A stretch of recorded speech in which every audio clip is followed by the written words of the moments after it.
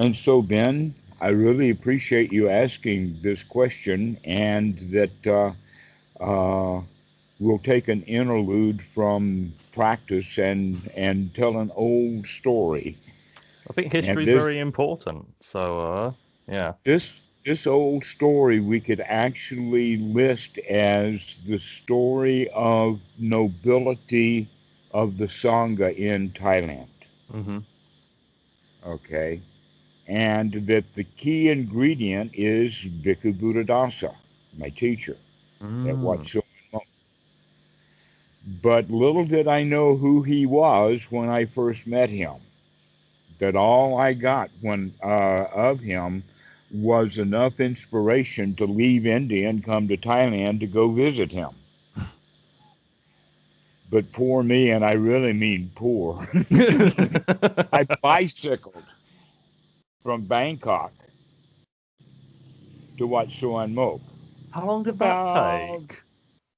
well, I don't remember exactly, about 6 weeks or so. No, it couldn't have been because you can do 100 miles a day. It is about 700 kilometers, maybe a week and a half or so, like that. Yeah, about that long. That's some solid cycling. That's a yeah, Yes, that's a it lot of was. cycling. I really wore out a bicycle doing that, especially the spokes of the back wheel. Oh yeah, I can imagine. And spending a night in a different Wat because I knew how to, pre-rent, free room and Mm-hmm. board. Oh yeah, yeah, Yeah, spend the night with the monks, get up and have breakfast with them, and then bicycle on all day until you get to the next Wat and get to the next town somewhere between 5 and 7 o'clock. Well, yeah. it happened to have been about 7 o'clock in the evening when I arrived at Wat Suan Mok, Mm. having heard all about him from a monk in India, Mm-hmm. which began to make me really suspicious about magic because I had spent years in India all over the place looking for magic and finding one charlatan after another after another. Okay. Mm. In inductive reasoning Mm-hmm. would say one after another. That means that the next one's probably going to be like that too. Yes, yes, yes, yes. But sometimes there's really strange things happen that we could call serendipity, that we could jump on it like it was magic. Mm. Yeah. Hmm. Well, the name of this guy that I met at Wat Bodh Gaya in India was from Wat Chulapatan, the the largest, uh, just about the largest. It probably is the largest, most frequently visited by lay people, kind of large Mm-hmm. in Thailand, Mm. with hundreds of monks next door to let us say on one side of the property is a primary school. So it's a very, very highly populated area anyway. Mm-hmm. Okay. And the abbot of that Wat is one of the best friends and close friends of Bhikkhu Buddhadasa, which was Achan Panyananda. And Mm. Achan Panyananda was actually the Upajjhaya for Santikaro when he ordained. Bhikkhu Mm. Buddhadasa sent him to Achan Panyananda. So here I'm meeting a monk from that Wat. Mm. And he literally takes the Visuddhimagga out of my hand while we were in discussion, and he asked me what I was reading, and he took it. This was an old print edition. It was one of the most first things I think that was translated into English edition, and it was published in India in the 1950s or something like that. And he took it away from me. And he kind of gently tossed it onto the bed. No mattress, but it was a bed. I was Mm. staying at Wat Bodh Gaya Mm-hmm. in Bodh Gaya in India. Uh, that was something. And he said, "We've got something a whole lot better for you." And he started to tell me about Bhikkhu Buddhadasa. And one of the points is very interesting, going back to the issue of magic. That monk's name was Bhikkhu Dhammarato. Ah. I think I and recognize that name. and so when I get to watch someone walk, I'm putting together something that didn't exist. Mm, mm. That Dhammarato in India has said that I was coming, and he was waiting there for that. No, the easy part was is that Achan Po had been to a Wat and Chung Pon and went back to Wat Sawan Mok in the afternoon and passed by me when I was on the bicycle. And he figured out just because of the way that I looked and other things like that that this guy's coming to Wat Sawan Mok. I mean, where else could he possibly be going to? And he put it together like that. But boy, it sounded magical, especially when I wound up with the same name that this guy had. Yeah. But now I understand that it's a very common name in Thailand.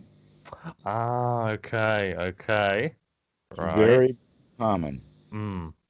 And so nothing special there, no magic yet. No But match yet. right, but boy, I was like a like a junkyard dog on a chain, growling at it, jumping. Let me at that magic thing there. Okay, but what I found instead was ultimately a friendship that felt like I was at home. I felt like that I had finally arrived. It was like I didn't know, but that was the kind of reception and the relationship that I developed very quickly with Ajahn Po and Bhikkhu Buddhadasa. Mm.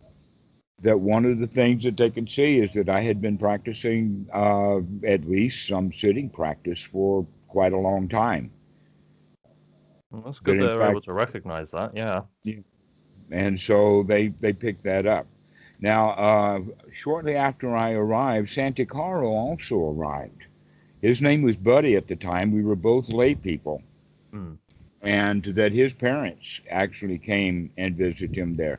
He was in the Peace Corps in northern Thailand, and the Thai government and the United Nations finally put enough pressure on the Reagan, basically, uh, to take all of those refugees out of those camps. Mm. That they had been there for years. The war had been over 10 years or so, and they're all in these camps, a lot of them getting elderly, and Mm. they moved them to the United States.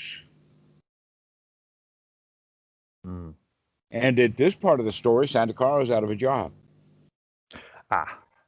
While he is speaking, reading, and writing like a native in Thai language. Okay. And he heard about Bhikkhu Buddhadasa when he was in the refugee camps. I mean, Bhikkhu Buddhadasa is known all over the place. He is probably the most well known still after 30 years after he's dead. He's still the most famous monk in Thailand. Mm. And so here comes Zantikaro walking in. and uh, I think the sequence is that he wanted to ordain. Mm-hmm. And so they sent him to Wat Chulapatan in Nonthaburi with Achan Panyananda and Bhikkhu Dhammarato up there. And he stayed up there for about 6 months or so. Meanwhile, I ordained, Mm-hmm. but they ordained Achan Po arranged something quite interesting. He got nothing less than the Sumdet Sangharaj of South Thailand, Venerable Achan Kesathero, to be my Upajjhaya. And he was the one that gave the name Dhammarato. Ah, okay. And so in that ordination ceremony, got lots of pictures of it. Achan Po is the officiating Achan, Mm-hmm. and that Kesathero is the Upajjhaya. And so that triangular relationship then remains strong. Mm. Okay, but Kesathero trusted Achan Po enough with me that he let things go like that. Mm. But I did keep that kind of relationship with Kesathero, so I feel really lucky. That's another thing that let me feel like that they thought I was special enough that they brought out the biggest guns that they could find Yeah, for my yeah, ordination. yeah. The biggest guns. Right. And so, yeah, it blew me away. Yeah, I would be very blown away if I was in that situation. Very, very blown away. So, one of the mistakes that I had made was when I began to understand who Bhikkhu Buddhadasa was and what he taught, it really clicked. Mm, I mean, I got it almost like that. Major change turnaround. It was like I was ready for it.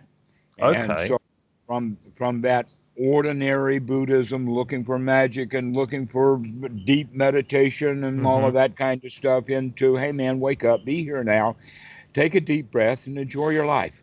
You've got no place to go and nothing to do. Mm, A yeah. complete wake up call is to stop trying and enjoy your life. Okay, Mm, so that's the. But I knew that Bhikkhu Buddhadasa also was famous, but I thought that he had figured out on his own what the Buddha actually taught through the suttas. mm. But I began to put more and more together, and I eventually found out about this story, that what had happened was is that when he was in, let us say, advanced Pali school, he was both arguing with his teachers and also making public speeches. And he gave a talk at a medical school. It was something like a graduation ceremony or something Mm-hmm. like that, the talk that he gave. Yeah. And he laid it out. He laid it out, and there were people in the audience that did not like what he was talking about. Ooh. And so back to the school, which is also, this is like downtown Bangkok now, with all of the biggest, most important temples in the country, all Mm, basically within walking distance of each other, mm. with all of the heaviest high dude monks, some of them on the Religious Affairs Council and whatnot. And he is brought up on charges of a Sangha Dasesa. What the word Sangha Dasesa means is a destruction or a breaking of the Sangha. In other Oh. words, he's teaching heresy, and he's teaching it publicly as if it were Dhamma.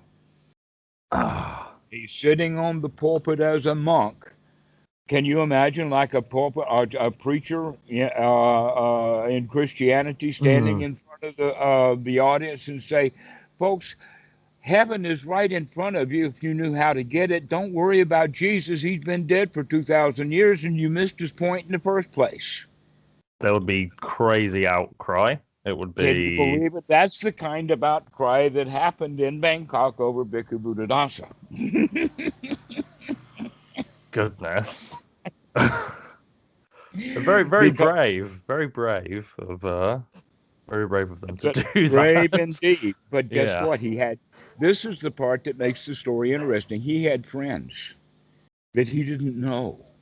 He didn't know. Okay, so He supporters. had friends they did not know at Mm. that time.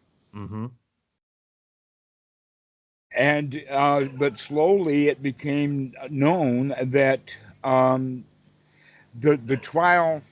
Actually, it is a trial. A Sangha Sessa means a trial. It takes 20 monks, and that if the offense is severe enough, Mm-hmm. that monk could be expelled. But it's got to be like theft or getting caught, let us say, on YouTube going into a brothel. That would be pretty bad. That would be very bad.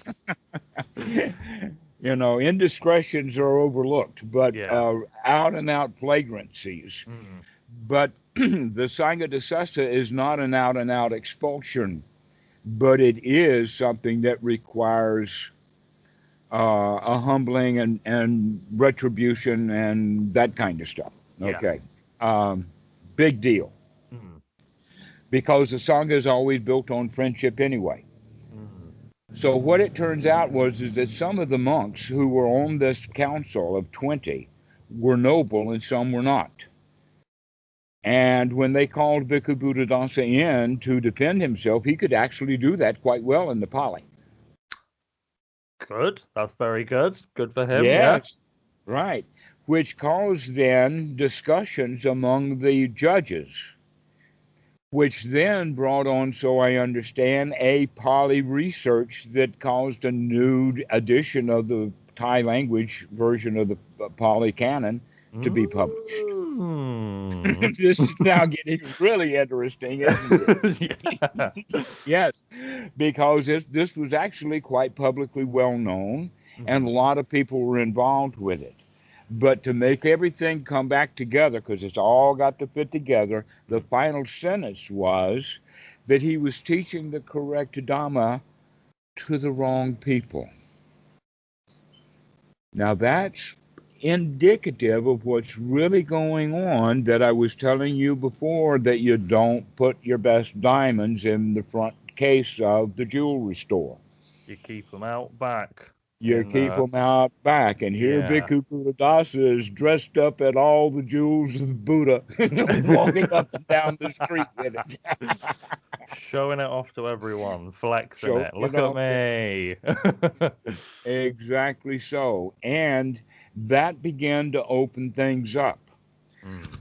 One of the things that makes it very interesting is the relationship that he developed with a particular monk who happened to have been on the council, but he was also the Samdet Sangharaj of Thailand. I mean, this was a top dude, kind of The top uh, dog. the top dog The on the top toppest of council. dogs. Mhm. From what Tim. Mm. So there developed a relationship between Bhikkhu Buddhadasa and Buddhaghosajarn, and they communicated, and all of their documents and communications were kept at Wat Tim and are now part of the Dhamma archives of Bhikkhu Buddhadasa's archives. Mm. That's amazing. That That is. is really amazing. But they're not translated yet into English, and we don't even have anybody scheduled to do that translation Ah. yet. Ah. There's so much good stuff that needs to be translated, and so few people do the job. So much juicy stuff. All the Some juicy very goodness. good. Okay, so eventually, Bhikkhu Buddha Gosajarn actually did come down to Wat Suan Mok in 1939, was Mm-hmm. when he actually came down. That was at the time when they formally became student teacher. So Bhikkhu Buddhadasa did actually have a lineage and a formal teacher. But the teacher came to him because Bhikkhu Buddhadasa got caught publicly telling the truth. Cool. Telling the truth. Exactly. Yeah. Spilling the beans, letting the cat out of the bag. This noble cat that has been kept quiet and safe inside the Sangha, because in fact there are dangers.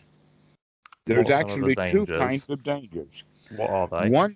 One kind of danger is that if a particular student hears the noble Dhamma wrongly, into the understanding that uh, um, that right ordinary view is Mm-hmm. not correct, then he can, instead of go up to the noble level, will fall into wrong view, which is the view that I can get away with anything.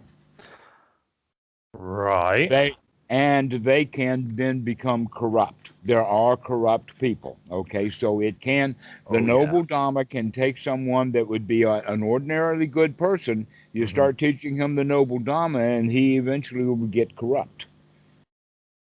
Yes. The world is full of corrupt people, so that is that's no surprise to hear. Right, because they Mm. have wrong view, and what is that wrong Yes. view? Is basically I can get away with it. I can get away with Where, where anything. the, where the law of karma is clearly stating is that if you do good, you'll get good results, and Mm. if you do bad, you'll get bad results. Mm-hmm. Now, a lot of the kids will say, "Hey, but I did bad and I didn't get any results, so I got away with it." And so now they add an asterisk at the end of it Mm. and put on that asterisk the three words, "no matter what." And Okay. that's when it becomes magical. Mm. Mm. It becomes magical when you add the "no matter what." Yeah. Yeah. Yeah. Yeah. So if you don't add the no matter what, then there are times then that you can get away with it if getting away with it means that someone did not punish you. Mm, But that does not mean that you may not find your own punishment for it. mm. Yeah, Mm. yeah. You can very easily find your own Yes, you can very punishment. easily, right. And one of them is the attitude, I can do anything and get away with anything. And then you do something stupid and get caught. You'll get caught, you'll get bitten on the butt. Consequences will be, you know, could be very, very, very severe. And so that's one danger is that people can fall out of ordinary right view, I can't get away with it, into yes, I can get away with it. I can do And this, so I can that's get away with anything. and then I can get away with anything, and then they've got a life of misery and suffering because they eventually found something that they couldn't get away with. So that's one way Hmm. that it's dangerous. Another way is actually a little bit more collective in the sense that some people really understand the teaching of the Buddha and understand it to be correct, and they don't like a bit of it. They can't make any money off of it, and they don't know how to manage it when other people have. So we've got to make sure that this Dhamma is wiped out. And that was the job of the Brahmins. They took on that, and they eventually were quite able to do it in India, but it really took a whole pack of lies Mm, getting the moguls to do it. You don't know who did it, really. Was it the Brahmins who finally won out, or was it the moguls, mm. Islam, that destroyed Buddhism? But in that slaughter, it took 200 years, by the way, It's a killed long between time. 80 and 100 million people. Oh, goodness. And that's why you have, that's one of the reasons why you had Buddhism spread all over the place Mm, about that time, even into Japan, which had, by the way, it was ready for it because that was at the end of the shogunate. We're talking about 12th century now, starting from the 12th to the 14th century. All this stuff mm, really fits beautifully together. But mm, meanwhile, back to the story of Bhikkhu Buddhadasa now. mm, And that was is that we have to look at where did the lineage of Buddha Gosajarn come in? mm, Why did he know the noble Dhamma, and why is it that you've got such powerful, important monks in Bangkok who will defend Bhikkhu Buddhadasa rather than having the whole crowd of them? You know, if he was the only noble in the house, he'd have 20.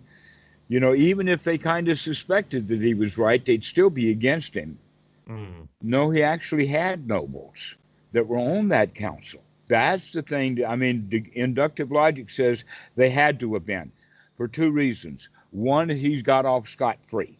Yes, that's a very Number big two, reason. that's right. And number two, the head dude on that council became his personal teacher for Mm, long term. Okay, so that's a really big point there. mm, Okay, so now that we've established this about Buddha Gosajarn, we look at the where did he get placed on that uh, position of being the Samdet Sangharaj, mm. the Samdet, the highest monk in Thailand. The answer to that was that he was placed on that by the king of Thailand, who had been a monk for many, many years, and then because of a situation that the actually what it was is his brother died. It was King Chulalonghorn. Mm, This was King Chulalonghorn's brother. This monk that we will call uh, Wiraj. mm, mm, Okay, Wiraj then was born in 1860 mhm, as the son of King Mongut, who was also the younger brother of Chulalonghorn. All three of these characters, by the way, appear in the stage play The King and I. Oh, This was King Mongut. And the Thai people love that play with everything except King.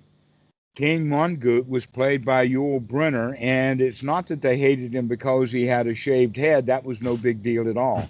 What was because Yul Brynner was a typical Western version of a king, 100% asshole. and Yeah. was not at all the noble that all the Thai people know that King Mongut was. Wasn't an accurate depiction.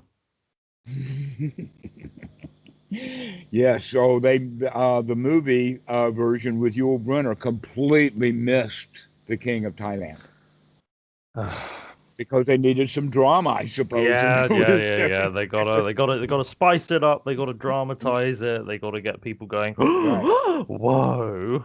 It's Okay. not historically So accurate. in about 1868, then Chula Longhorn, I believe, became king. It was in that neighborhood of time. Hmm. And this young brother of his then became a monk. Mm. Now, this monk is supported by the royal family, and he makes enormous transitions to Buddhism. He starts the Dhamma, he reforms it, he takes it out of a cult, and takes the magic out of it, and starts training the monks. He sets up a university in Pali, and Oh, all wow. kinds of things. Yes, exactly so. And he also reforms the entire system so that he was the one who began education for the Thai boys within the Sangha.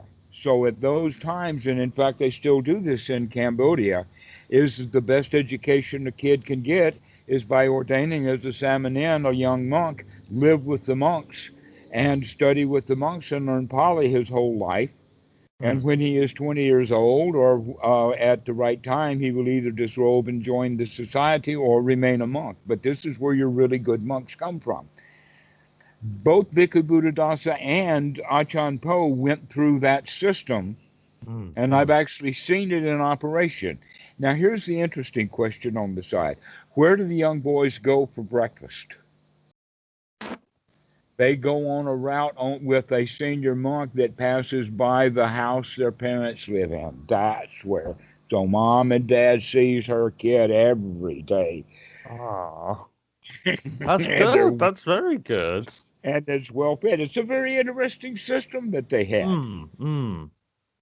It sounds very effective.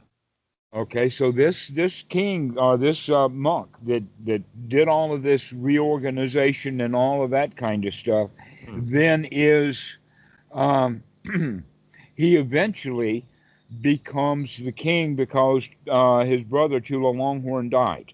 Right. So he And needs I'm to not step up. sure about what year it was. And so he disrobed as a monk Hmm. and became the king and remained a king for only a few years. And then he died. But before he died, he appointed this Bhikkhu Buddha as the Samdet Sangharaj of Thailand because he had already been that place. Mm. So now we're beginning to understand that not only is there nobility left within the Sangha of Thailand, but it's been right there at the very top Mm. of the whole show all along, or at least for the past 200 years or so, which means that it probably goes way back into history, that nobility has been there and is also part of the, let us call it aristocracy. Aristocracy. Right. All Right. right. In other words, we're talking about your educated people, your business people, the people who do have a good education. Well, if your best education system is at the Watt anyway, there you Mm. go.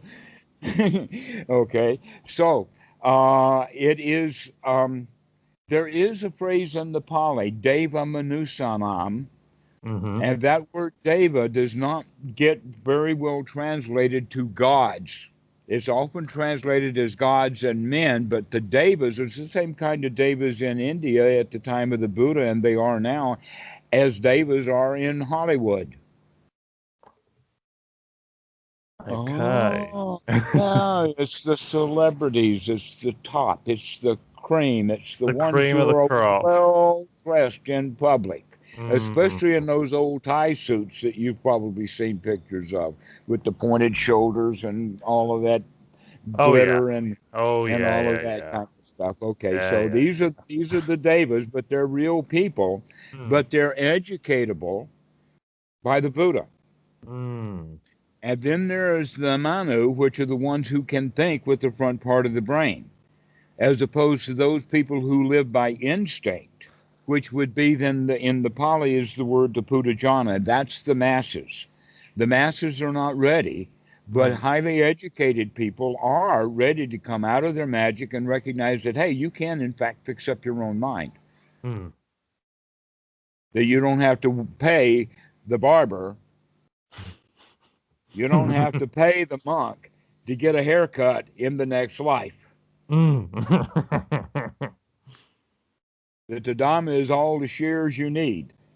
Mm. Okay, so this is where this thing all begins to put together is that the magic got introduced as a way of poisoning the teachings of the Buddha.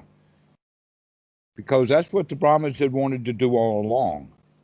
And if they can make some tweaks and changes here to take some really juicy stuff out, they might do that too. And so this is what I found out is that in the old days, Bhikkhu Buddhadasa would say about the Visuddhimagga that he would agree with about 95% of the stuff that it was there. And then all the monks would turn and giggle about that 5%. But as you could see from the start of the story that we gave, that I had already run across a monk who was dead set against the book. Mm. And that's how it was by the 1980s when I had gotten there, that it was the old stuff where Bhikkhu Buddhadasa was actually copying and pasting out of the Visuddhimagga to write his own books with into literally ready for a book burning.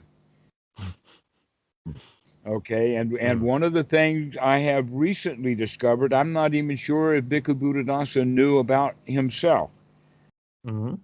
but there is a point when they talk about, for instance, the noting. You know that the Mahasi method is really wrapped up with the Visuddhimagga. Mm. Yeah, yeah, yeah. Okay, and so the statement is that if you remove the hindrances, then you can do the noting. What they're missing there is the whole quality that I learned about from Bhikkhu Buddhadasa, and I've done some research on this in the sense of the gladdening of the mind, changing the mind into the wholesome thoughts. But in the Mm. Visuddhimagga and in the Mahasi, they don't have that at all. They just say to remove the hindrances and then note. Now, a noting thought is a nonverbal thought. It's like being able to see. Mm. Yeah, yeah, yeah. Okay, you do. If you've ever played some games, you realize that you don't do a whole lot of talking to yourself. Yeah, very true. Very, very true. Why is that? Because you're focused on what is happening, and that's what we mean by noting in the Mahasi is we're noting what's happening, Mm. but we can fall because it doesn't have quite the interest that the game does, unless we find a way of adding that to it. Mm. Then what happens is that the mind begins to wander very easily. And where is it going to wander to other than back into hindrances or unwholesome thoughts? And Unwholesome so what thoughts, you yeah. wind out with is either noting or unwholesome thoughts, one or the other. Mm. Yeah. But the actual training of the teachings of the Buddha is rawhide. Exactly. Right. Right. Exactly. We have to, in fact, herd that mind, herd those thoughts back into the wholesome, get them back on the path. Yes. As only when the thoughts are wholesome can we then use the noting with Mm. wholesome thoughts. Yeah. Yeah, yeah, yeah. And that if you don't have the wholesome thoughts, you either have a momentary hindrance or you have a momentary noting Mm. back and forth between the two. That can eventually lead one into fearfulness, Mm-hmm. disgust, Mm. what some people call the dark night of the soul. And the whole point about the Mahasi method right up front says you've got to be free from the hindrances. Well, how are you going to do that and still have discursive thought? Yeah, it seems like they skipped out a whole very important big process or method. Just yeah, just don't have the hindrances and just know. How do I move away from the hindrances, please? Could you explain this? Yeah, it seems like they missed out a Hmm. very important piece of The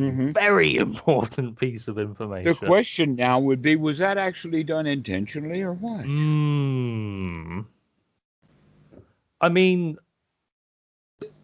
if I don't know what I'm trying to say here. It seems to me that if the method for removing the hindrances is so important, I don't understand how you could accidentally leave something so crucial out.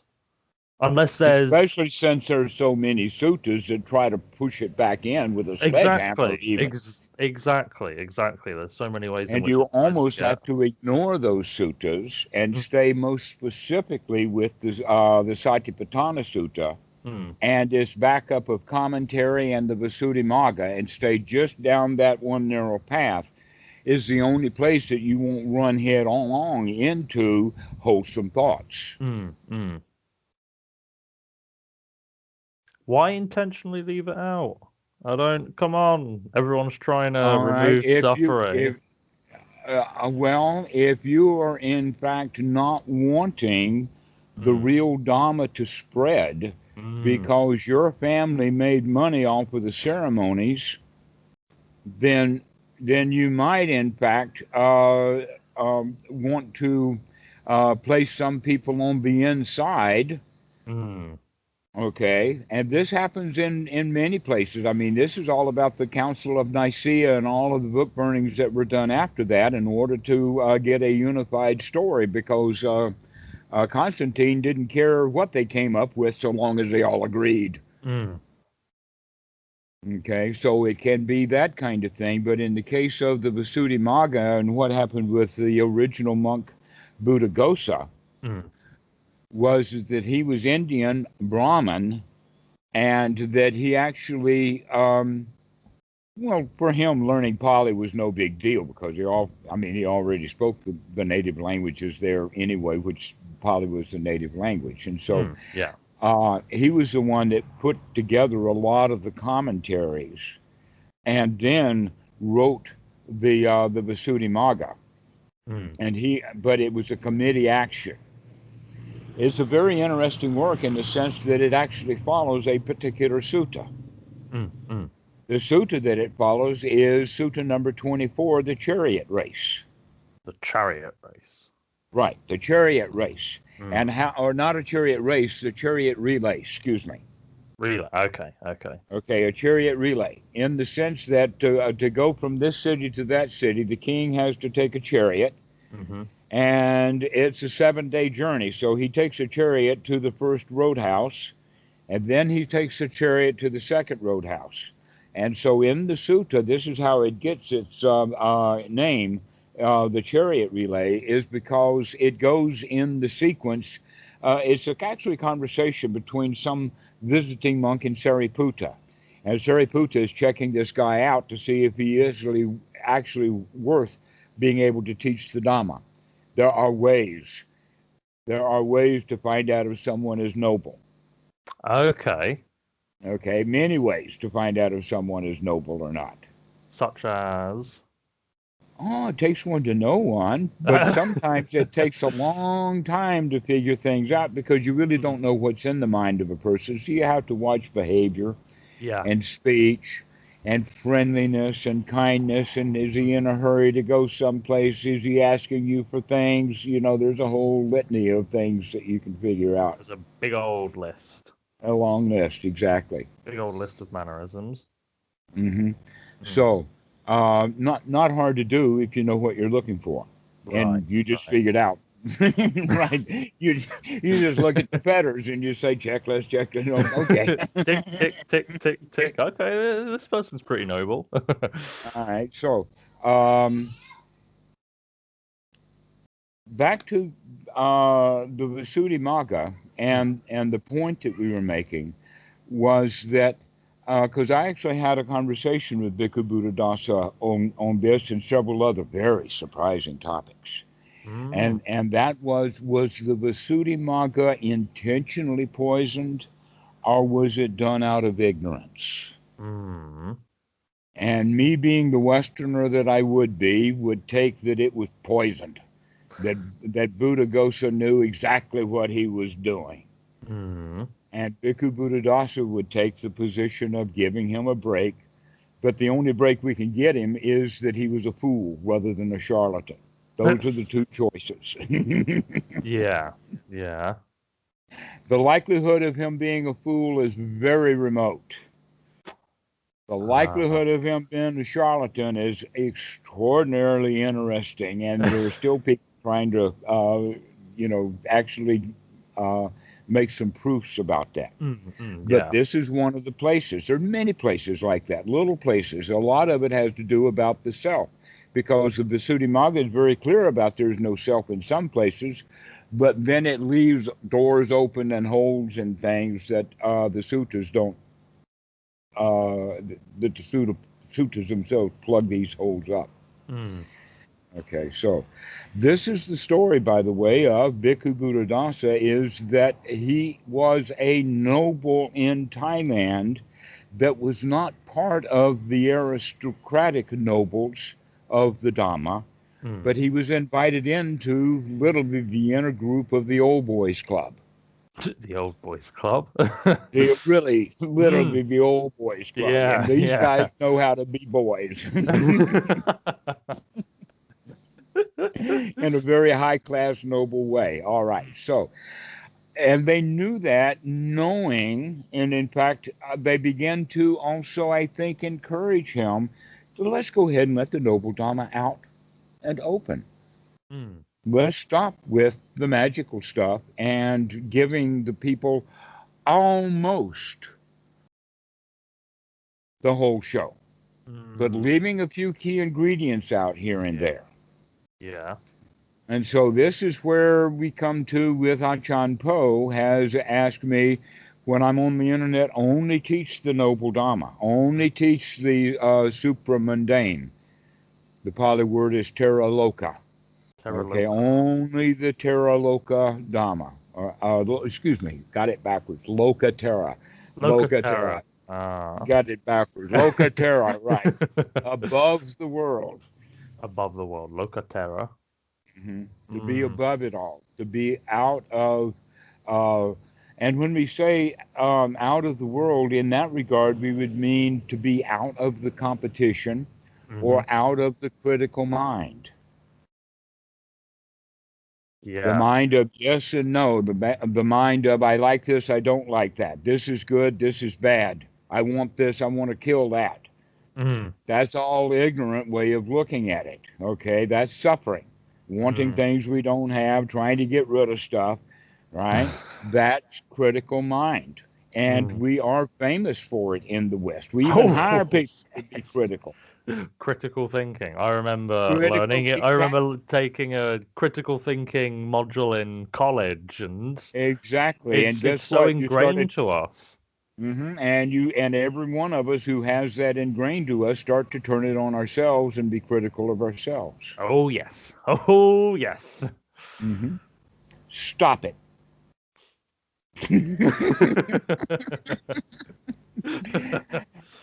Mm. Stop, because those are all unwholesome thoughts. Yes, yes, they are. They're all very, very unwholesome. And so, if the Mahasi method is continuing to use either the critical thought or the noting, then that what they mean is that they'll be noting critical thoughts or noting things that are followed then by the critical thinking about what they've noted. Mm. This is how the noting can become fearful, is because of the critical thinking that they're using about what they're seeing. They're seeing what they see in themselves and they hate it rather than falling in love with it. Mm. Okay. That's the whole idea. And I use this word love cautiously, but Mm. we begin to make friends with everything, including all of the stuff inside of ourselves we used to be critical of. In other words, we begin to nurture. And Mm. that's what I got from Achan Po from the very first moment I saw him, and nothing else. Nurturing. Nurturing. That's all I ever got from him was nurturing. Mm. Mm. So people in That the West don't do a very good job at nurturing themselves. no. It's critical thinking and being self-critical, and this is bad, this is good, yes, no, I like that, I don't like that. There's no And they do not nurturing and even caring. understand that that is an actual example of the second noble truth. The cause of suffering is to go around making judgments. I like this, I don't like that, Mm, ignorantly. mm.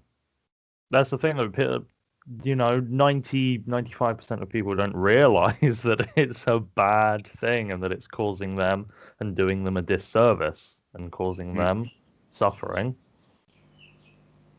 Mm, exactly. mm. But the And first that's step is what to realize it's bad. that's and that's what makes it noble is back to the teaching of the Buddha that we were taught critical thinking. There is advantage to it. Mm, There has some benefit in it, and that the Buddha would say, therefore, there is gratification in it. And because we find gratification in it, we continue to do it and make it a habit and build up on it with mental proliferations and all of that. In fact, habits and habit formations are absolutely specified in Sutta number 18 in the Majjhima Nikaya. The proliferations that tinge and pollute and color our perceptions, so that every time that we reperceive something, it's tinged and colored with these feelings. mm. And we keep promoting it over and over and over again because we don't see the disadvantage. Once we begin to see that this kind of thinking is dangerous, Mm. because it keeps us in a state of unhappiness, anxiety, uptight, having work to do, always feeling like there's something incomplete and not finished. We don't really have a way of resting. That any diploma that you get is only a diploma that is an indication or a pointing in direction of where you go get your next one. Mm. Okay, and there's just Uh, no end to it. mm. This is, and the no end to it is because there's no end to that critical thinking that Yeah. we have now ingrained as a habit that we thought was a really good thing in the first place when we learned how to do it. Why? Because the only option is to be a complete idiot.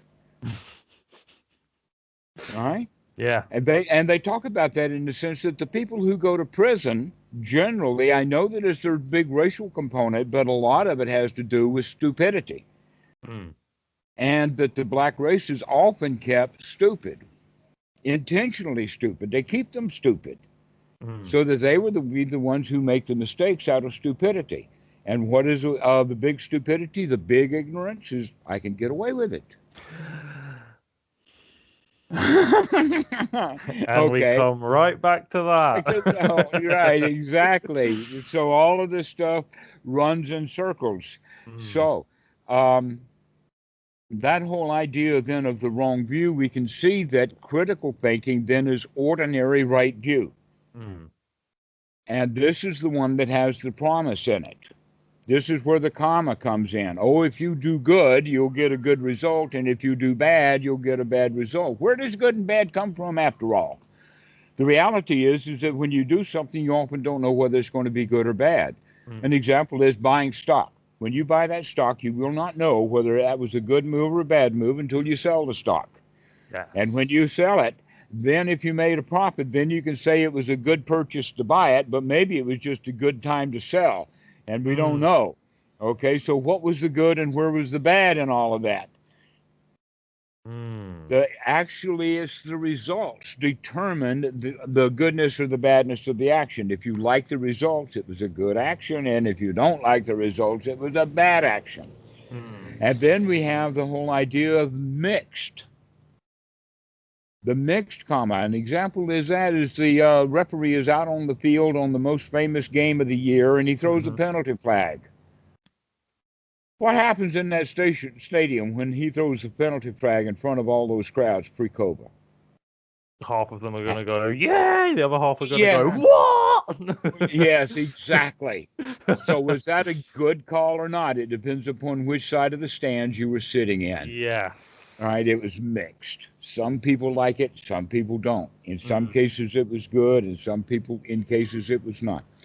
The weirdest one is to go all the way to the end of that and say that the best thing that happened for Israel was the Holocaust. Mm-hmm. Now that's stretching it, but you can see where the logic comes from is that Yeah, you don't know what's good and what's bad. yeah.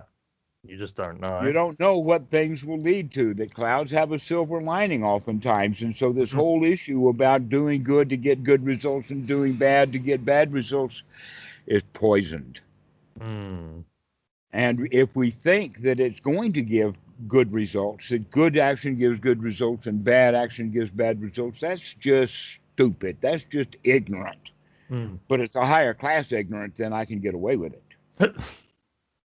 You can get away with it. Okay. So you can see these three tiers. Yeah, Okay. there's You layers have to it. you have the wrong view. Mm. You have the ordinary right view, which is a critical mind, yes and no, up and down, back and forth, this world, that world, the whole nine yards of it. Oh yeah, yeah. And the ignorant, the low class world is that I can get away with it. I don't care what my mom says. She's not a boss of me. What, those monks, those nuns, they don't know nothing. I can get away with it. I'm the mafia boss here. I've been president for 4 years. I'm going to get away with it. If I got away with it once, I'll get away with it forever. You see where Mm. that's going. Okay, so that's what ignorance is, two layers of ignorance. When we Mm. start to come out of that ignorance, we begin to see things the way that they really are. Mm. So one's right view is more of an investigation rather than a result. Mm. Yeah, yeah, yeah. Yeah. Okay? That if you come to a conclusion, that the circumstances of that conclusion may change, but if you hold tight to that conclusion, mhm, maybe we'd better take a second look and keep evaluating, keep looking. Mm. Okay? This is how it's actually specified in the suttas that what is noble right view is the right view of noting, looking, seeing what's going on with a mind of it uses actually the word panya, but it uses also investigation Mm. with a mind of wisdom that we look at it and we see how things are. And also we see it from various points of view. An ordinary view is from a viewpoint. Mm. Mm. That's almost like a photograph. And we live in a movie. Everything's all over the place. The camera is moving. let's take a look at things from a lot of different angles. Mm. That would be noble right view. Is let's really figure out what's going on here. Let's examine all of the evidence. Examine it, get curious, Hmm. investigate it. Just Curiously investigate. This mm. is it. Mm. Okay, so this is one's right noble view. Now, Mm. how we apply that right noble view is to this particular moment. What kind of thought is this? Is this a Mm. wholesome thought or is this an unwholesome thought? There's your investigation right there. Exactly. That, by the way, the whip is more right effort. Yes. Yeah, yeah, yeah. The right view is already before you got the whip out. In fact, the right view is why you got the whip out. Yes, But that's that very only took a true. half second. It Mm. only took a Mm. half second from you see what needed to that whip's out, cracking Mm. the whip. Yeah. Exactly. So that's quite brilliant. Okay, so now we're actually seeing that we do that every time we remember to do it. That's why sati is so important on the Eightfold Noble Path. Yeah. And so right sati, right effort, and right view run and circle around each other. In this case, we would call right view in the sense of right investigation, Mm. right waking up, right smelling, the right whatever observation it is, Mm-hmm. and then if it's unwholesome, we do something about it. And that is the successful removing of the hindrances. Mm. Because otherwise, if we don't have those wholesome thoughts, then when we come back to discursive thinking, when the mind starts talking again, it's going to go right back to the old habit it's always had. Yeah. So temporarily suspension of the hindrances for noting purposes backfires. Backfires. Yeah. Yeah, yeah, yeah. Okay, and so the Buddha was very clear of it. He was clear in this. In fact, right, the next thing that is put in that print, right where we start was, and what is one's right effort? To see wrong view as wrong view, and to see Mm. right view as right view, and to take on right view. Mm. That is one's right effort.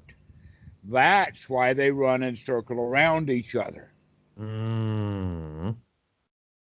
Is we can figure out by observation what new observations need to be made. Mm. What do we how do we look next? Okay, so the right effort is to start to change our view from wrong view into right view, noble right view. Noble right view. Mm. Okay, and that we practice anapanasati precisely for this reason. Mm. And it Mm. fits precisely together. That this stuff just right like that. No effort, Step it just comes together together. naturally. Naturally, because this is how the mind works. And so the Mm. Buddha is just giving a particular kind of map of the mind. And so in Anapanasati, the step number 9, and when I say steps, I'm not talking about march steps. It's much more like a waltz or a dance. I mean, we're just all over the floor when we're taking each step. And so step 9 is actually this thing, investigate the mind, is to note what the mind is doing, see what the mind is doing. Look Mhm. at what, and in fact, if it is talking, if it does have discursive thoughts, then look at them, note what they are, that these are the objects of the mind. And Mm. notice that they come and they go and they come and they go, that everything is temporary, that there is nothing fixed there. I've heard Mm. many, many meditation students, even some of my own, will come to say, is I've got this song or I've got this thought stuck in my mind. How can I possibly get rid of it? It's not stuck. Right now, you're talking about it. You're not just stuck in it. You're talking about being stuck in it. That's a completely different. You've already gotten yourself out of Mm. it. Mind moments work really quickly like that. Mm. Mm. But in that case, they're moving from one unwholesome to another unwholesome. The way that we want to do it is to check out what is wholesome and come immediately back into the wholesome. Yeah. This is actually step 10 then of Anapanasati, and these two things should probably be the first thing that happens. Step 10 is actually labeled as gladdening the mind, Mhm. but we could also talk about it in the sense of brightening the mind, Brightening. brightening. Oh. Oh, like that, exactly. To brighten the mind, to let it be bright, but also not only bright, but in the sense of light, means that it's not heavily weighed Mm. down with the kind of discursive critical thinking. Mm. That in fact we lift ourselves up the way that a tender infant is being lifted up by its mom. Mm. The tender infant doesn't have any work to do at all to get lifted up. Very It's true. just, here it comes. So we can just lift right up. Okay, this is the brightening of the mind, and we do Mm. that by removing the unwholesome and bringing wholesome thoughts in. Now, Mm. the original one, the one that the Buddha came up with that is so famous, is "Aha, I see you, Mara. Yeah. Yeah. Aha, Yeah. I Yeah. see that critical thought. Aha, I see that hindrance." Yeah. And that aha is actually now the beginning of a wholesome thought. Mm. That's the first brightening of the mind. That's the first gladdening of the mind, is the recognition that I have just now come out of it. That in fact, that when we're in that hindrance, we're clinging to it, we're stuck with it. It's on and on and on and on and on like that. But when we have that sati and we look at what we're doing, this is what happens. Aha, I see you. Mm. That instant of point in time, we have just become Lokatara Mm. because I was stuck in it, and now I'm not. I Mm. just came out. Aha, I see you, Mara. That first thought moment, aha, I see you, Mara, is liberating immediately. Yes. Yes. Yes. Yes. Yes. Yes. It is. It's immediately liberating that we immediately stop clinging to that thing. We Mm. set it down, and now we're completely free. When we were clinging to it, this was going on inside the mind. You were wrestling it. It wasn't. Wrestling with it, Yeah. right? We're wrestling with that stuff, trying to hold on to it, cling to it. It's mine. This is me. And then Mm. we wake up and brighten the mind. Aha, I see you. Yeah. So this is the first thought that we would have in the Anapanasati, and that would be also one's right effort. There it is. It Mm. happened that quickly. Sati, investigation, and right effort pops that mind right out of that hindrance, right into wholesome thought. Mm. Aha, I see you. So the next thoughts are going to be something like, well, I'm glad I don't have to think about that. Mm. Something like, I don't have to go to work right now. Mm. I don't have to do anything right now. That's the best part. Oh, I could just sit here and take a deep breath and just relax. No place to go and nothing to do. And now you hear all of that sequence of wholesome thoughts coming in. Mm. One wholesome thought after another wholesome thought after another wholesome thought. Yeah. On and on and on and Oh, on. Wholesomeness. okay, so this is actually the teaching of the Buddha. Mm. Not in the sense of noting the dukkha and keeping it, Yeah. but to note it and immediately jump right out of it. Yeah. Through mindfulness practice that I have done, as in MBSR, I was taught noting, but it was literally just to note it and then just not do anything. It was Mhm. to just note it and not do anything. But this, the method that you have described, makes a lot more sense because you just note something unwholesome and then, yeah, you've just noted it. It's still there. But if you. Did you note it that it was unwholesome, though? Did you actually make this new point of view of investigating it to the see, is this wholesome or not? Is this a critic? In other words, that's the part that we're missing. We're just Mm, noting that it's there, but we don't know the quality of it because we haven't been taught to investigate. This is true in Vajrayana. I've seen it in Zen, and mm-hmm, it is in print mm, in the Mahasi. mm, Okay, that and this is something that has been missed.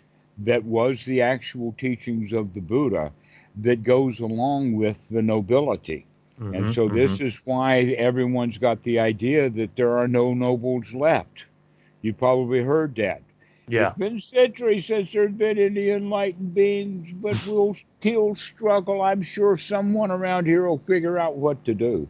That in fact, that's what pragmatic Dhamma is all about. Is they think that they're they have been delivered an entire barrel full of horse shit called Western Buddhism, and they are digging deeply with great glee into that barrel of horse shit, screaming, "There's got to be a pony in here someplace."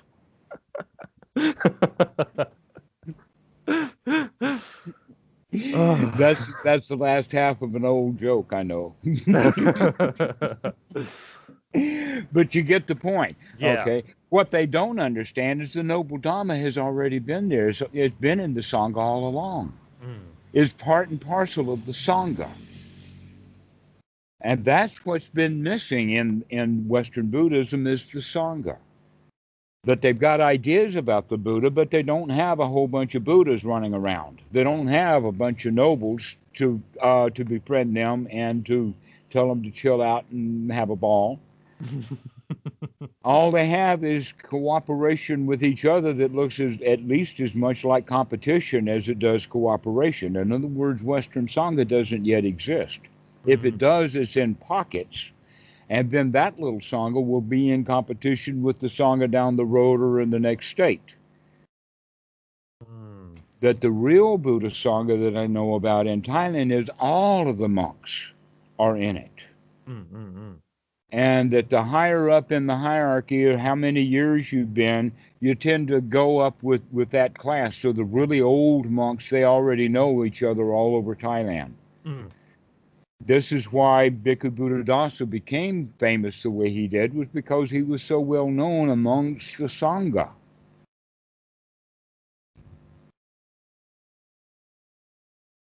He was Mm. well known among the Sangha. Why would you have such devotees of his in Bangkok?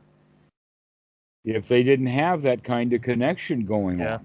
very true. Or in fact, Achan Cha is Mm. well known to have been a student of Bhikkhu Buddhadasa, though some people read in the book that it's written that he was a student of Achan Mun. Yes, he was a student of Achan Mun. I don't disagree with that. But because you saw Achan Mun, you say, therefore, he could not have been a student of Bhikkhu Buddhadasa. And that's like saying, well, you went to first grade with Mrs. Brown, therefore, she's your teacher, right? It doesn't matter how far you go into school. She was your first grade teacher. She's your teacher. Mrs. Brown, that's your teacher, right? No, Yeah, yeah, yeah. that's an interesting mentality that they have. To Mm. whether rather than saying, no, we're talking about a sangha here. We're talking about a real sangha. We're talking about a community of friends, Mm. noble friends, and they know each other and they communicate with each other. Here's one that's very interesting. The Dalai Lama has been to visit Bhikkhu Buddhadasa. Oh. He was successful at doing it the first time, and the second time, the Chinese government put pressure, strong arming the Thai government to not give him a visa. He had become too political by then. Uh, So that's the kind of connections that we're talking about at the top. There is nobility in the Dhamma. mm. I do, the only people who would claim that the Dalai Lama is not noble simply do not know what they're looking for. Mm. It is so clear. I mean, he's just a chuckle box. He's just giggling all the time, just like the Buddhadasa, as well as the fact of these connections. Mm. And so this is an introduction into the noble Sangha. There's nobles in the United States. There's nobles in England. There's Mm. lots of nobles in the United States. And the reason for that is because in the refugees, of which we talked about originally when Santikaro Mm. left, the other side of that story is that all those people came to the United States. And then later I was a monk in the United States traveling from Wat to Wat to Wat. Mm. That in fact it was quite a remarkable story.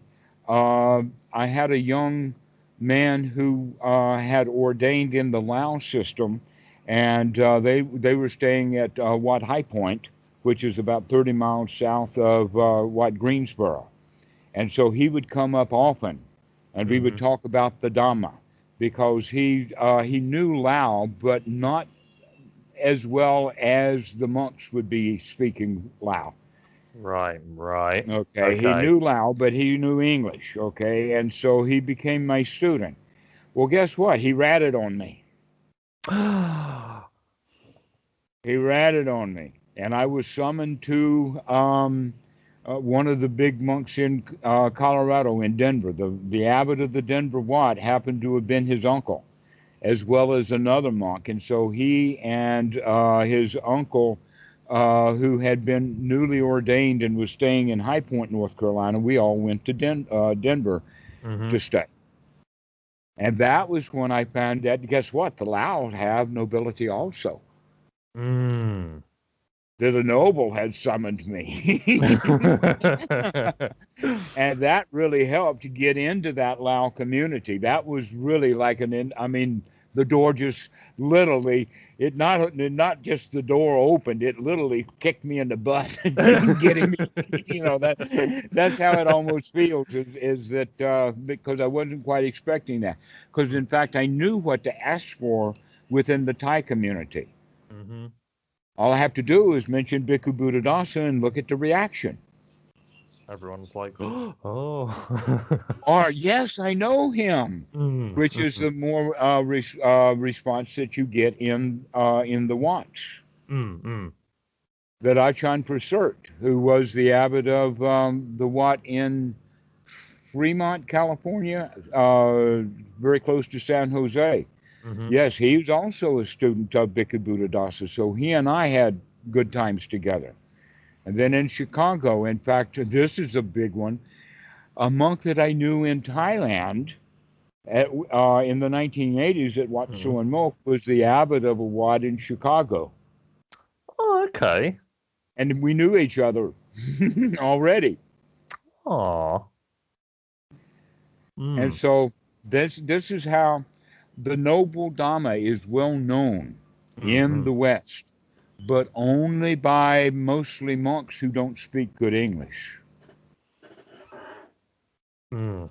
And the websites are mostly in the native language of the culture. Mm. And so, what we're looking for is to put together an organization that can help Westerners find their ways into these Watts. There is so much nobility to be shared. Mm. There, and they will find warm, welcome, friendly people who want to share the Dhamma with them and would be overjoyed if that student would stay and eventually start teaching meditation classes. So we've got room for 400 new Dhamma teachers. Room and board Damn. already set up, ready to go. All we have to do is start making the connections, and to top it all off, Robert and I have already done a Zoom call with a group of people that put together what you would have to call a proof of concept, and that was Okay. Eric. Eric spent 6 months at what uh, Dhammaram in Washington State in Seattle. Mm. There's two Watts there, and he stayed there for a long time, and then it got too cold for him, and so he went on roundabout, bendabout, Mm. what is called Tudong, except that you did it in the car. But he's been to actually quite a number of students. He's been Okay. to students in Texas and in Mexico and two in Florida. And so he's been going around. Right now, he's actually staying with his dad. At a first point, he said that he didn't know quite whether he wanted to go do that or not. But now he's really happy that he did. I mean, because Eric really did get the Dhamma. He's got it. He's got it. He's Oh, got it, and he took it very home with him. nice. And he took it home with him to share with his folks. That's good. That's very good. And so he's on his way back now to, no, he's still in Tucson, but he will be going back to Seattle area. But we do have a number of Watts that we know of. We know, in fact, some of the names of the temple abbots, Mm-hmm.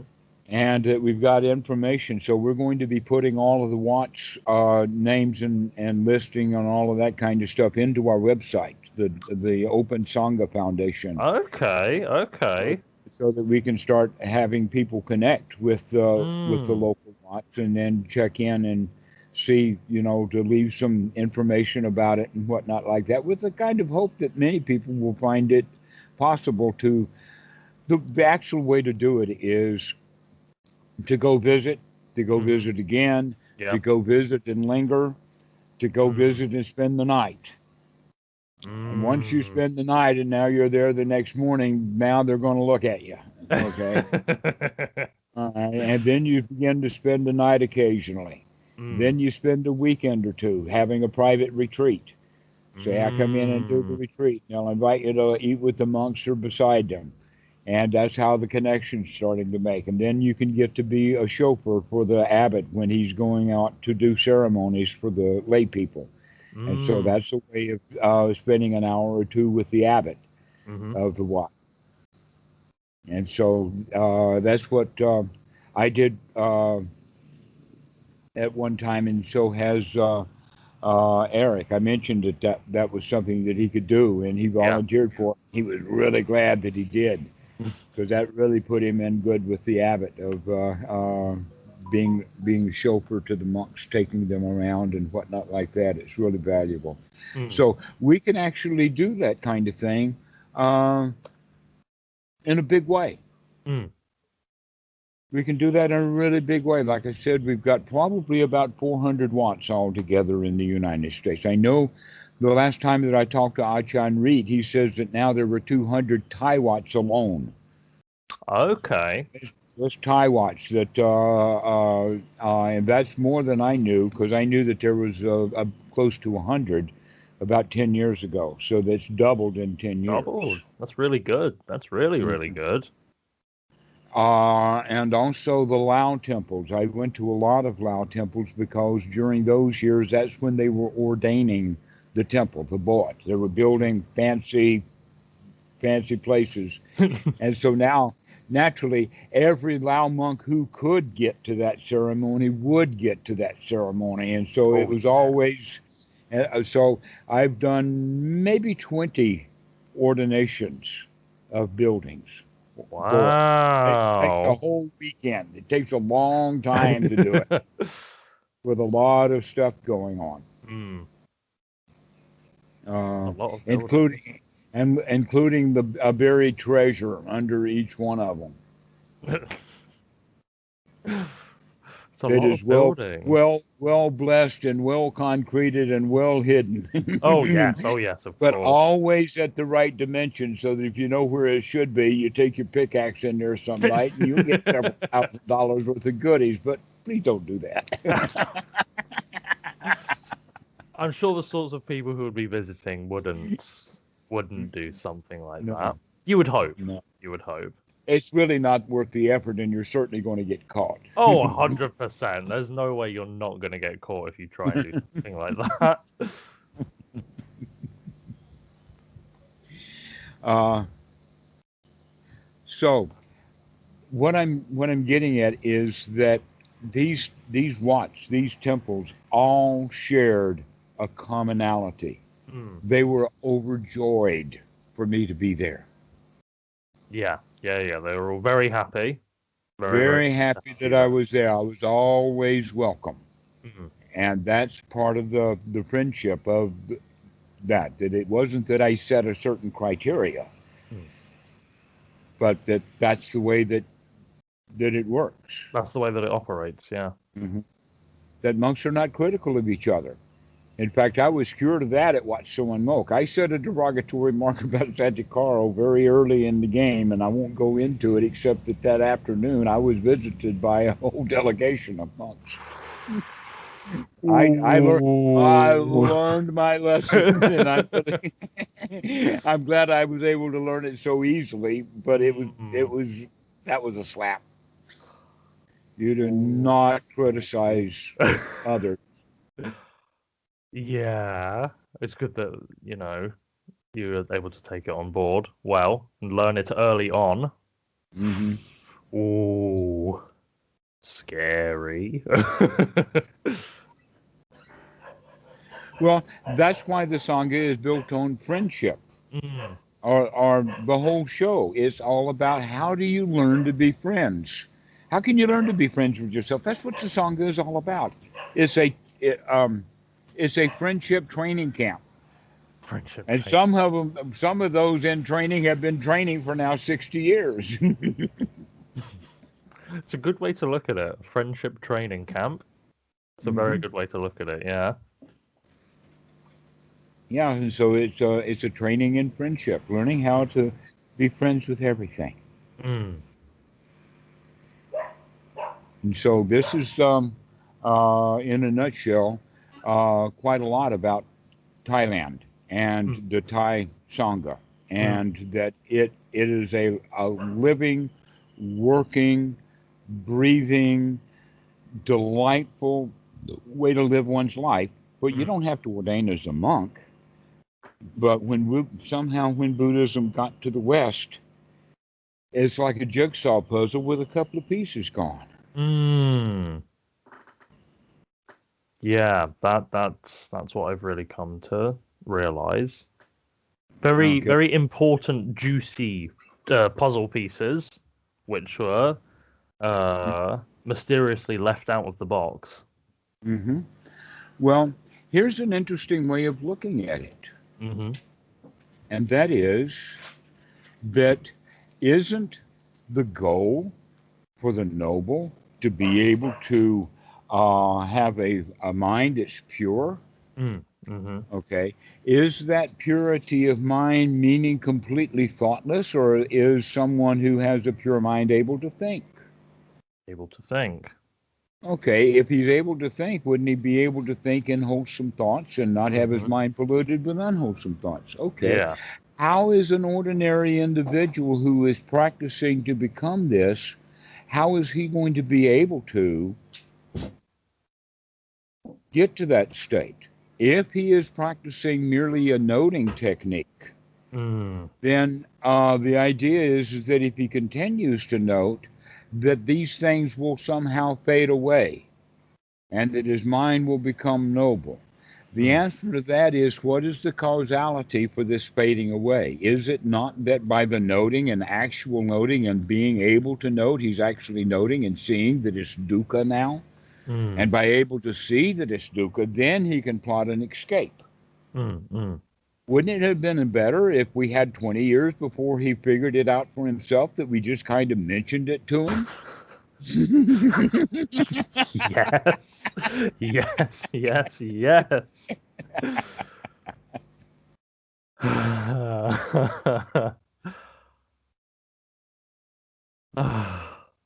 It just seems like such a important piece to just conveniently leave out of Western Buddhism And it mindfulness. seems to have been left out of the Vajrayana, out of the Zen, and out of the Mahasi part of the Theravada. Mm. Why did that happen? Why is this whole concept about making sure that we change our thoughts with right effort into wholesome thoughts? Mm. The Buddha very clear about that in so many suttas. But in fact, one of my favorites on that Mm. is Sutta number 48. And Sutta number 48, by the way, is a sister of Sutta number 24 that we Mm-hmm. had talked about, that the Mahasi and the Visuddhimagga follow Sutta number 24. There is a sister sutta, they don't talk about it, and it's Sutta number 48. And here they're talking about seven knowledges Mm-hmm. as opposed to seven purities. In the Sutta number 24, it's purity of sila, purity of mind, and that's the issue. Then purity of knowledge of self, or purity of view. Then purity by eliminating doubt. And Mm-hmm. then purity by knowledge and vision of what is and is not the path. Those are the first of seven. We'll stop there and go to the other sutta. And there it has seven knowledges. And the first knowledge is this. First off, it talks about obstructions and names each hindrance one at a time, but Bodhi translated whatever the Pali was here Mm-hmm. into obstructions. And then it says that the student knows that no matter how obstructed his mind is or can become, Mm-hmm. he knows he can clean it out and come back to the reality and see the reality of the situation. Mm-hmm. This is the first knowledge that is noble, Mm-hmm. super mundane, a factor of the path, and not held by ordinary people. Mm. Think about it now. The ability for you to have the confidence, the shraddha, the attitude, this part of the path. Mm. Noble right view, noble right effort, noble right sati. Now we add noble right attitude, Mm. as that you know that no matter how obstructed the mind can get, you can clean that stuff out and come back to this present moment. That's Mm. the first knowledge that is super mundane, noble, a factor of the path, and not held by ordinary people. Wow. Mm. That's the proof positive, is when you're practicing anapanasati and begin to develop so that you can really get yourself over and over again really into a nice state. Mm. And you Mm. know Mm. you can do that. And you know that you can do that. And you know that no matter what happens, you can do that. You can get sick and you can do that. Mm-hmm. Mm-hmm. They can offer you a piece of chocolate cake and you can still do that. Mm. They can pop you in jail. They can handcuff you and you can still do that. You can make best friends with those cops. Mm. You know that you can come out of that crap. That's the first knowledge that is super mundane, a factor of the path. In fact, this is the definition of the first step of Sotapan. Mm. The first stage of Sotapan, the first step of Sotapan is right attitude. I can do this. Mm. Confidence. confidence, not based upon faith, Mm. but based upon practice and experience. Yes. When you start to have those experiences and you see it for yourself, you feel more confident in your abilities to do it, and then you're like, hey, I've Hey, got this. I can do this. do this. I can do this. Exactly. That's the enthusiasm. Mm, mm. That's the enthusiasm that builds. You Yeah, become more enthusiastic for the path. yeah, yeah. Okay. I'd say, I don't know, maybe a couple of weeks ago, I had a very good example of that. I was just feeling awful and I just meditated through it and I just focused on the breath and I was able to pull myself back from, the extreme unwholesomeness that I was feeling. And then when I was done with the meditation, I was just like, I did it. And I I was could do like, that. Yeah, exactly. Exactly. yes, That's let's go. And I was very proud of myself. And then my dad works nights, and he was just sat in our lounge, and I got up and I was like, Dad, you never guess what I just did. And I was like boasting to him a little bit. I was like, I was feeling awful, but man, did I bring myself out of it. I feel so good Isn't it about. interesting that I told you that story? Because there you've got it. Yeah, Exactly. That's yeah, yeah, that's it. yeah, To yeah, know that you can do this. yeah. That is so valuable. You can see how valuable that's going to go into the future because you're going to get yourself into tough spots, and then you remember, hey, I don't have to do this tough stuff. I can Exactly. set this stuff down. Mm. I I've don't done have to critical my way out of it. I can set it down and nurture my way out of exactly, yeah. it. I just sat down and I just breathed and I just noticed I didn't get involved. I was like, oh, cool, cool, Yeah, cool feelings. Yeah, yeah, not my whatever. problem. Not my problem. Yeah, just cool, cool, cool. Just focused on the breath and then I didn't tend to it. I didn't give it any more fuel or energy and it just did its thing and it just went on its way. And then I was like, Dad, I just did this. I'm so cool. Oh my God. Well, that's what success will do for you. That's the euphoria that is often um, available to the Mm, student. yeah. That is in the poly. That's what is pity. Mm, That pity is that euphoria of joy of wow, I actually can do this. This is really good stuff. That's what the euphoria really is all about. Is that mm, I finally found something. I finally found something. I've been looking for something. I didn't know what it was, but this will mm. do. Yeah, yeah, yeah, yeah, yeah, yeah. This finally I found something. This will do it. This will do the job. That self-confidence in your own abilities, and you can see your practice really paying off and benefiting you. You're just like, oh yes, amazing. Well, that's what some wholesome thinking will do for you. That is very wholesome thinking. See, look, I'm talking about it, and I got a big old smile on my face, and yeah, very good stuff. Very, very good stuff. I can do it. Yes, yes, You can. yes. Yes, you can. You can do it. And this kind of attitude, also another issue about Western Buddhism, is a lot of people want to learn how to meditate out of a book. And you're not going to get that out of a book. No, you're Books not. don't set people on fire. Mm, Books don't give people that kind of confidence. That takes a one on one teacher mm. so that the teacher can verify for you what you've experienced. Yeah, yeah, yeah, yeah. Hmm. Hearing all of this, it made me realize, wait a minute, I've done this before. I did it very successfully. It was great.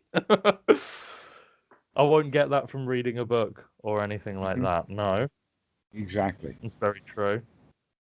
And so this is why it's so valuable to have uh, a good Dhamma friend. In fact, the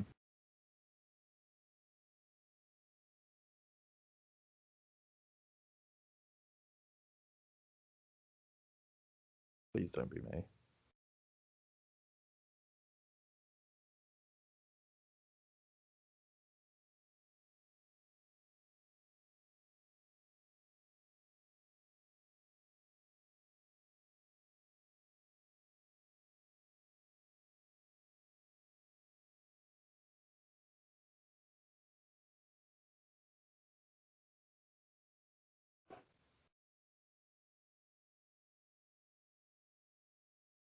don't know if you can hear me still, Dhammarato, but you've frozen. Uh-oh. Oh, we're back. Mama, my power is out over there. Can you go do something about it? Hello, My hello. power is out over here. Can you? There we go. Thank you. All good? Yeah, we lost power. Okay. We lost power. The whole place went down. And when the power came back up, not all of it came back up. Okay, I understand. But yeah, it's very important to have a teacher, a Dharma friend, as you said, who can Yeah, sort of verify Metta. and. That was what Achan Po was. That's what a real Achan is. An Achan is a bosom buddy. He's not something way up there in the pulpit. That it takes a close relationship, and I'm really glad that we've got Skype so that we can do that and have a one-on-one. Oh goodness, it's great. It really is. It really is. Yeah. Like, don't get me wrong, technology can be very annoying and problematic at the best of times, but it's extremely useful. It really is. Mm-hmm. And wholesome from time to time. And wholesome from time to time, yeah. If you remember. Yeah. Wholesome moments such as this, yeah, it definitely helps. Uh-huh. Well, Ben, we've been at it for about an hour and a half, and this has been such a delightful conversation. Yeah, I've very much enjoyed myself. It's been a very, very delightful conversation. Yeah. So you keep practicing that way. Give yourself some delight. Allow yourself to be really well nourished like that. Oh Uplifted, yes. Oh delighted. yes. That's what the word means, is delighted in the Dhamma. Yeah. I will keep doing that because, yeah, it's very enjoyable. I do enjoy the process. Great. Well, that's what's going to keep it going. That's the reason why without that wholesome quality, the wholesome thought, students wind up not enjoying it. And because they don't enjoy it, but they think they should, now they work really hard. Yeah, it shouldn't be the sort of thing that you have to force yourself. Right, I'm going to sit down now. It should be a sort of thing that you look forward to doing and enjoying and almost comes naturally. And the best thing is that it doesn't even matter what you're doing. You don't have to go anywhere to do it. There you are. All you have to do is remember.